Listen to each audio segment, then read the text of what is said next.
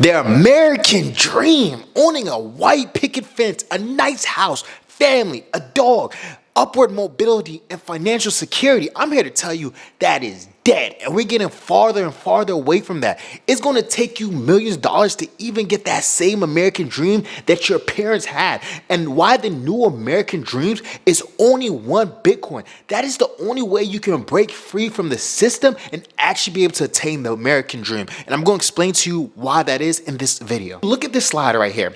One thing you'll see is that people from all over the world, if it's India, Mexico, Nigeria, they all come to America for one purpose, right?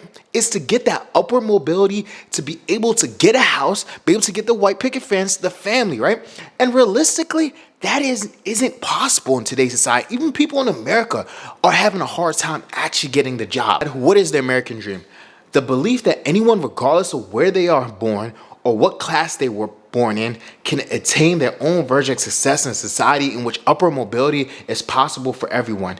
But now let's look at this. This is 2023. So I'm going to show you 2020 versus 2025. So how much is the American dream going to cost you? It's going to cost you $3.4 million. And what does this look like? $35K for a wedding and engagement ring.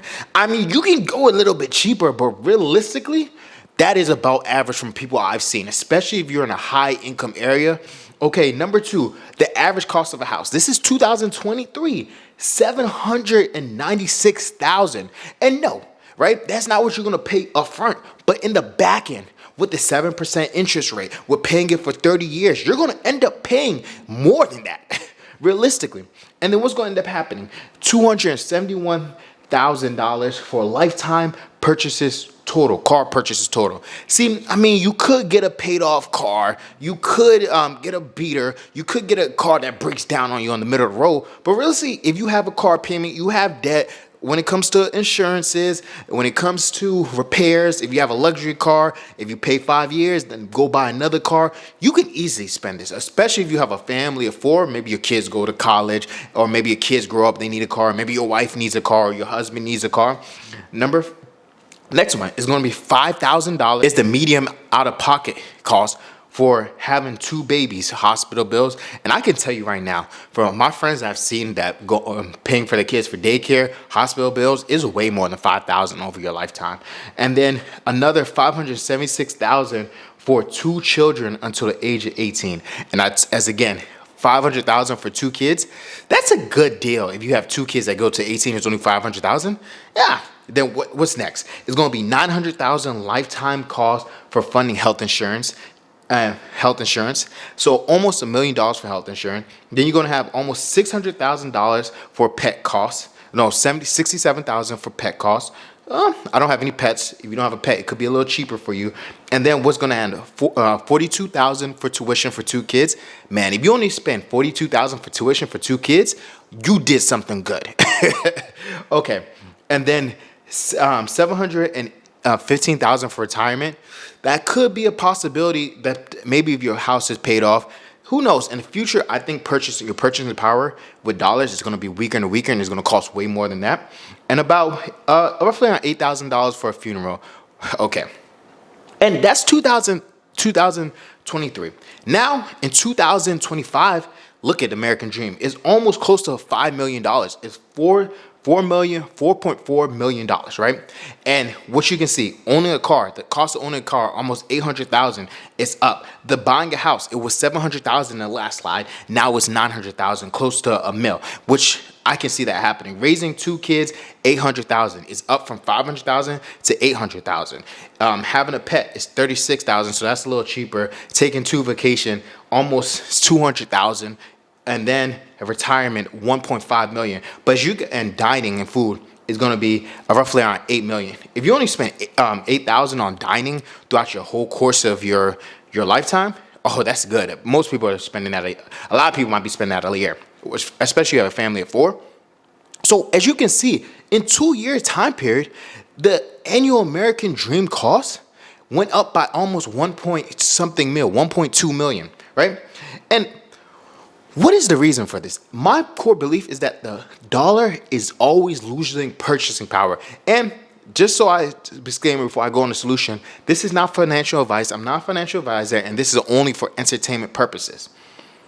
So my core belief, and what's going to end up happening is that, as you can see in the slide, people back in the day in 2010, if you had $1 million house, man, you was living good. You probably had a nice luxury car. You probably had a big house, right? But in 2020, $1 million house, it was bigger than the average house, but $1 million house isn't that big, especially if you're in a good school district. And what's going to happen in 2030, $1 million house could be the average house, right? It could be just a regular 3-bedroom house, 2-bathroom could be $1 million. If the financial system, the dollar keeps on increasing at the same rate it does. But what's going to happen by 2040? The person who owns the Bitcoin, those are going to be new millionaires, right? House prices could be 2-3 million that time. I don't know. But let's say the average house is $1 million. What is the average Bitcoin price going to be? It could be 13 mil. It could be 10 million, right? But if you got it right now, it's roughly around somewhere between 100K. That's where it fluctuates right now. But if you got a Bitcoin right now, and by the time 2040 comes around, that's 15 years. Bitcoin could easily be 15 million. You're going to be the new rich. You're going to be people are going to be looking at you like, yo, why did I get in Bitcoin back in the day? What did he do? How did he know about this? He's a genius. But no, you just understood that holding your money in dollars is you're always going to lose purchasing power. Next, make sure to hit the like button and subscribe. So why do I keep on saying you're going to lose purchasing power if you hold the dollars? Here's a good example right here. The house prices back in roughly around the 1900s, 1900s, right? The average wage was roughly around 22,000 and the average house was roughly around 78K. So that's about 3.5. A house costs about 3.5 your income. Now in like 2025, what you're going to see is that the average medium income is 74K, right? So it did go from 22K to 74K, right? But what also happened? The average house went from 76K to 432K. And what does that mean? That means basically it takes 5.6 times your income to buy a house, right? So what's going to happen in the next 15 years? Could we get to a point where it takes almost 10 times your income to buy a house? And if that's the case, what's going to end up happening is that wages don't keep up with the house prices. And why is that? Wages don't keep up with the house prices because the dollar is always being printed and printed and printed. You're always losing purchasing power if you measure your things in dollars, right? And so what ends up happening is, since we know that the dollars are always going to be printed and it's going to be less valuable and less purchasing power, what people do, they invest in real estate. Why? Because real estate, you can always build more houses, but it costs a lot of economic energy, as in you have to hire people, you have to plan it out, you have to get the materials. It takes time to build it. It takes time to sell it. You can't just print it out of thin air. You're going to have to put some type of investment to get real estate, right? So that's what makes it a somewhat good store of value for years, because the more it costs to make real estate, the harder it is, the more it's always going to cost in dollar terms. And what you can see is that because people are using real estate as a store of value, the prices are getting harder. It's getting harder to buy more real estate, right? Since it's getting harder to buy more real estate, people have to save for a longer period of time and they have to make more money. But wages aren't increasing at the same way real estate is increasing, right? So what ends up happening is that people have to wait a way longer time period before they have enough money to buy real estate. So as you can see in this slide, what happens? Back in the 1992, the average age for first-time home buyer was roughly around 28 years old. Now in 2024, that the real estate market has increased in value in dollar terms, the average age is 38. So this is almost like roughly around 30-ish years. What's going to happen in the next 30 years? Well, we start seeing the average first-time home buyer being 50 years old. Imagine having to work for 50 years before you can buy your own house, right? And then at 50 years old, you sign a 30-year mortgage for that house that you saved up for 50 years. And then you don't finish paying off till you're 80 years old. How does that even make sense? How's this a sustainable strategy? And it's because the dollar is always decreasing purchasing power, right? And so one of the good things about Bitcoin is that Bitcoin has a limited supply, right? So you will never be able to print more Bitcoin. So what's naturally going to go up if you can't print more Bitcoin? The price is going to have to go up, right? Because people, if they bought it for 100,000, they probably won't be willing to give it up until it's $1 million, until it's 10x, right? And so if people keep on holding on to Bitcoin and they're not going to sell it at a certain price, and they sell it once it gets to 1 million, that will become the value of Bitcoin. And so right now, as you can see in the slide, about 19 million Bitcoin has already been mined. And then you can see that there's 1 million Bitcoin left. And once that 1 million Bitcoin has been mined, we're going to be in ultimate scarcity mode, right? Because people know if they give up their Bitcoin for dollars, they might never get it back. So people are going to start hoarding onto Bitcoin, and they will never sell it, which will make the price increase, because people, if they're not willing to give it up for 500,000, then they're going to give it up for $1 million. If they're not willing to give it for $1 million, then the price goes to 10 million. And that's when people are willing to sell it for. That's the new price of Bitcoin. And so one of the reasons I always say this, right? If you hold your money in Bitcoin, right, everything around you is always going to get cheaper and cheaper and cheaper. For example, if you look at this slide, in 2012, it cost you roughly around 43 Bitcoin, right? 43,000 Bitcoin. And in 2020, it cost you around 33 Bitcoin. 2024, it costs you around 48 Bitcoin, 5 Bitcoin to get a house.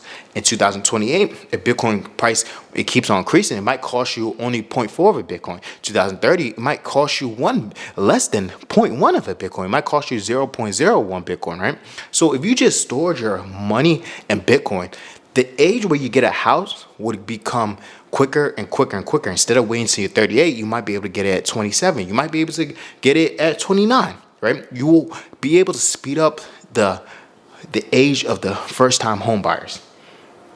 And one thing you'll always hear is people will say Bitcoin is volatile, right? The thing is, in the short term, it could be volatile, right? If you hold it for less than 30 days, it could be completely volatile, right? But as you guys can see, right, in this slide, the longer you hold Bitcoin, the more likely you're going to be up in value. But the thing is, it's volatile on a short period of time. If you hold it for a long period of time, a 4-year window, 5-year window, most likely you're going to be up. And if you look at this slide right here, here's the odds of being down on Bitcoin. If you hold it for 1 day, there's a 47% chance you're going to be down, right? 47% chance, you still have a higher probability of being up. 1 month, you have a 42% chance of being down, right? So here's where it gets interesting. At 1 year mark, you have a 23% chance of being down, right? But if you hold it for 3 years, it's almost a 0% chance that you will be down. You hold it for 5 years, it's a 0.2% chance. You hold it for 10 years, it's a completely zero that you will be down. So let's say you get 1 Bitcoin now. You hold it for 10 years, most likely you're going to be positive, right? So if you look at it a long enough time period, you will always be positive in Bitcoin. So Bitcoin is not as volatile as most people think. What is volatile is the time period where you hold Bitcoin. So you guys like this kind of content, put in the comments what you guys think, and let me know what type of video you guys want to see next. And check out this video right here.